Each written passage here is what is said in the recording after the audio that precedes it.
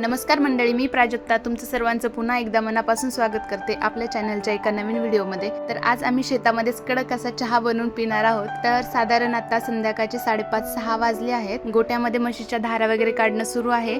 मग म्हटलं चला ताजं तिथलंच दूध घेऊन कडक असा चहा बनवूया।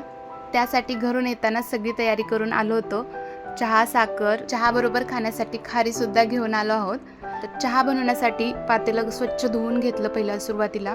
आता हे पातेलं शेतातच असतं त्यामुळे थोडंसं जास्त काळं झालं होतं। आतून व्यवस्थित स्वच्छ धुवून घेतलं, बाहेरून त्याला व्यवस्थित माती लावून घेतली।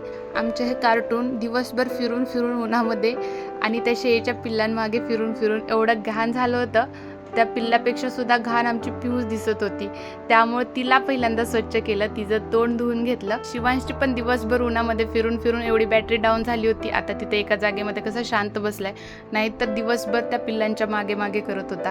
आता फक्त त्याला भूक लागली होती, कधी मम्मा चहा बनवते आणि कधी चहा खारी खातो असं होत होतं।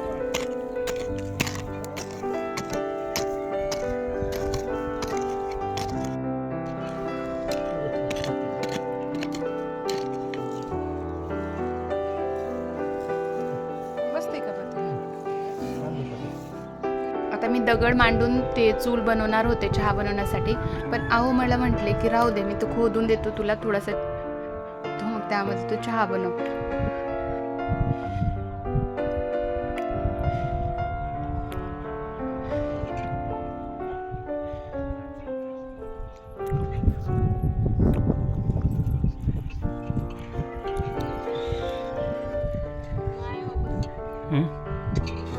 आता आहोनी मला इथं खोदून दिलं होतं, पण ते पातेलं व्यवस्थित त्यावरती काय बसायला तयार नव्हतं, म्हणून थोडी आतली माती काढून त्याला थोडंसं खोल करून घेतलं। त्यामध्ये 10-15 मिनिटं आमचे निघून गेले। असं वाटत होतं ते दगड ठेवले असते तर आत्तापर्यंत चहा पण रेडी झाला असता। आता एवढी मेहनत करून आता तरी व्यवस्थित बसले, नंतर दूध ओतल्यानंतर ते व्यवस्थित बसत नव्हतं, ते खालीच येत होतं पुढच्या साईडनी।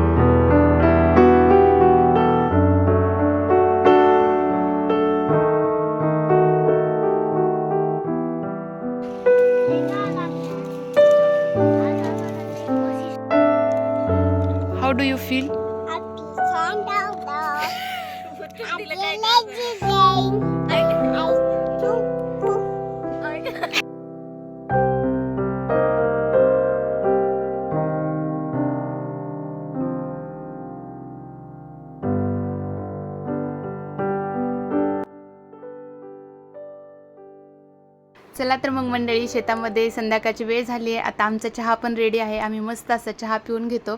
तुम्हाला हा व्हिडिओ कसा वाटला मला कमेंट करून नक्की सांगा. व्हिडिओ आवडला असेल तर व्हिडिओला लाईक करा, शेअर करा, आपल्या चॅनलला नक्की सबस्क्राईब करा.